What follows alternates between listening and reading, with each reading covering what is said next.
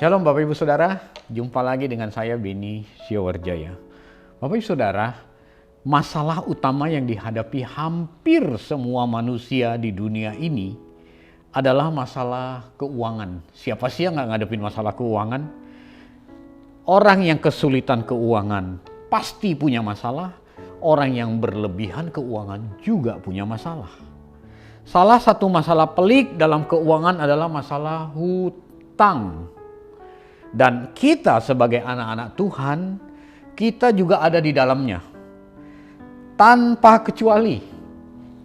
Mana ada anak setelah baptis Islam jadi anak Tuhan terus bebas dari utang? Nggak ada. Tidak punya kebutuhan.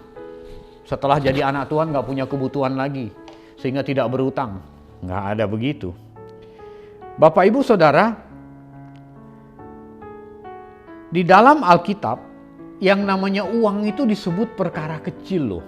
Sadar nggak kita? Lukas 19 ayat 17. Uang itu perkara kecil. Tetapi perkara kecil ini sering menghambat perkara-perkara besar terjadi dalam hidup kita. Oleh karena perkara kecil ini. Kalau perkara kecil seharusnya tidak jadi masalah besar. Tapi mengapa uang justru menjadi masalah besar? Uang adalah perkara kecil. Namun perkara kecil ini sangat bisa menghambat perkara besar terjadi dalam hidup kita. Maka kita harus sikapi dengan benar perkara kecil ini. Bahkan banyak di antara mereka orang-orang Kristen yang terpaksa harus hancur rumah tangganya. Karena masalah utang, karena masalah perkara kecil. Kenyataan ini seharusnya tidak perlu mengejutkan kita. Mengapa? Karena dengan jelas Alkitab menyebutkan dalam ayat di atas bahwa kalau tidak mengelola keuangan dengan bijak adalah sebuah kebodohan. Yuk kita baca dulu yuk. Amsal 21 ayat 20. Harta yang indah dan minyak ada di kediaman orang bijak. Tetapi orang yang bebal memboroskannya. Ini terjemahan baru. Saya bacakan yang versi bahasa sehari-hari ya. Orang bijaksana tetap makmur dan kaya, tetapi orang bodoh memboroskan hartanya. Jadi jelas orang yang memboroskan hartanya, dia akan menciptakan masalah dalam kehidupannya. Apa penyebabnya?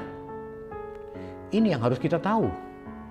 Seringkali budaya atau gaya hidup konsumerisme yang berkembang dalam masyarakat, gaya hidup ini adalah gaya hidup meyakinkan atau meyakini beli sekarang bayar kemudian. Ini gaya hidup konsumerisme.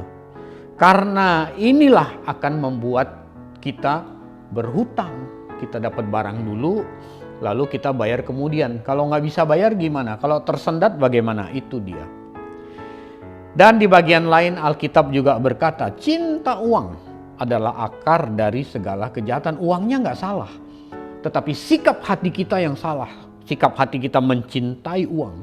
Uang itu bukan sesuatu yang berharga dalam kehidupan kita, tidak perlu dicintai. Uang bukan sahabat kita, nggak perlu dicintai. Uang juga bukan musuh kita, tidak perlu dimusuh-musuhin. Uang itu adalah alat dan sarana supaya kita semakin mesra dengan Tuhan. Kan jelas Alkitab bilang perikatlah persahabatan dengan Tuhan tentunya dengan menggunakan mamon yang tidak jujur. Jadi posisi uang itu jelas. Dia bisa membuat hubungan kita semakin erat dengan Tuhan. Orang yang semakin kaya harusnya semakin karib dengan Tuhan karena alat dan sarananya banyak atau lebih banyak. Tapi anehnya banyak orang semakin kaya semakin merasa tidak butuh Tuhan dan semakin asing sama Tuhan. Dia bisa melakukan apa saja dengan uangnya yang banyak. Padahal uang itu adalah alat dan sarana untuk mengikat persahabatan dengan Tuhan. Bapak Ibu Saudara, jangan sampai kita gagal fokus. Fokus kita datang ke gereja itu adalah untuk meningkatkan hubungan kita dengan Tuhan. Bukan datang minta uang yang banyak dari Tuhan. Sadar nggak Bapak Ibu? Cara ini, konsumerisme dan materialisme ini, inilah yang digunakan oleh iblis 2000 tahun yang lalu ketika dia mencobai Tuhan Yesus. Sesaat setelah Tuhan Yesus selesai doa puasa, lalu iblis datang, dia berkata, kalau kau sujud menyembah aku, semua kerajaan dunia ini dan keindahannya akan kuberikan kepadamu. Dan aku akan memberikan kepada siapa saja yang sujud menyembah aku. Ketika sikap hati kita tidak fokus kepada Tuhan, atau ketika sikap hati kita datang kepada Tuhan untuk atau demi memperoleh kekayaan dunia, ketika sikap hati kita mulai cinta uang, disitulah namanya orang sujud menyembah iblis. Lalu apa yang harus kita lakukan?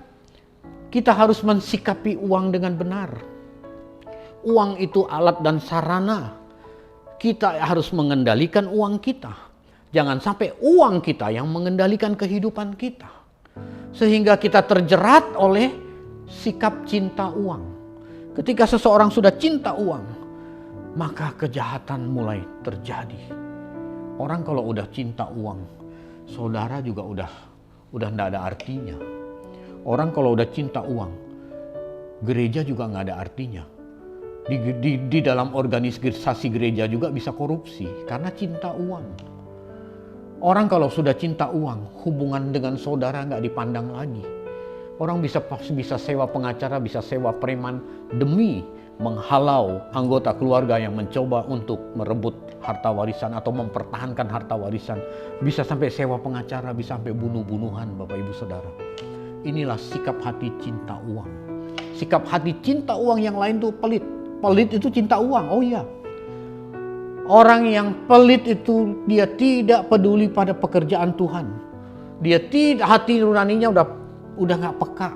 Mungkin Tuhan hadirkan Lazarus dalam kehidupannya. Mungkin Tuhan hadirkan orang yang membutuhkan pertolongan. Oleh karena dia pelit, dia udah nggak bisa bedakan lagi. Ini mana orang yang benar-benar Tuhan kirim, mana yang bukan Tuhan kirim.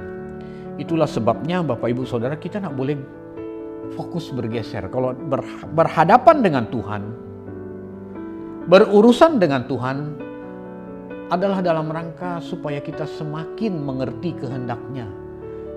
Kita menjalani hidup ini sesuai dengan kehendak-Nya dan kita menyenangkan hati Tuhan. Ketika fokus hidup kita masih tertuju pada dunia ini dan kenyamanannya, sesungguhnya kita masih tersesat. Seperti si sulung, ketika adiknya pulang, bapaknya pestain, dia nggak senang, dia marah. Padahal bapaknya bilang apa yang ada padaku adalah milikmu juga. Dia sesat dalam rumah. Orang ke gereja rajin, tetapi yang diminta selalu pemenuhan kebutuhan jasmani. Selalu yang dia mau tuh apa yang dia inginkan. Dia mendesak Tuhan terus. Ini fokusnya gagal Bapak Ibu, ini fokusnya bergeser. Bapak Ibu Saudara, hendaknya kita berurusan dengan Tuhan itu berurusan hal kekal. Karena Roma 14 ayat 17 berkata, kerajaan Allah bukanlah soal makanan minuman, tapi soal kebenaran, soal sukacita dan soal damai sejahtera dan sukacita oleh Roh Kudus. Jadi kita berurusan dengan Tuhan, datang ke gereja itu bukan urusan pemenuhan kebutuhan jasmani. Kalau itu Tuhan pasti beri. Tidak perlu kita minta. Anak kita bangun pagi, tidak perlu dia minta, mohon-mohon sarapan pasti ada di meja makan untuk dia. Kalau kita merasa menjadi anak Tuhan yang sah, kita tidak perlu minta. Kalau kita merasa menjadi anak Tuhan yang sah, harusnya kita seperti si sulung itu. Apa yang ada pada ayahnya adalah miliknya juga. Itulah sebabnya mari kita lihat kembali apa motivasi hidup kekristenan kita, apa motivasi kita bergereja, apa motivasi kita datang kepada Tuhan. Apakah kita memperkarakan perkara kekal atau tidak? Kalau kita terjerat pada konsumerisme dan materialisme, apalagi terjerat pada cinta uang, kita besar kemungkinan kita akan menciptakan beban baru, yaitu hutang. Kalau kita terjerat kepada hutang, maka hidup rohani kita pasti jadi gak benar. Bapak Ibu Saudara, jangan kita berhutang untuk sesuatu yang bersifat konsumtif.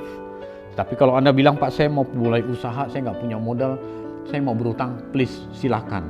Tetapi kalau Anda berhutang demi beli tas mewah, Anda berhutang demi beli jam tangan mewah, Anda mau berhutang demi sesuatu yang tidak menjadi kebutuhan primer, pikir ulang, perkarakan itu dengan Tuhan. Amin. Untuk kebenaran firman Tuhan kali ini, Tuhan Yesus memberkati.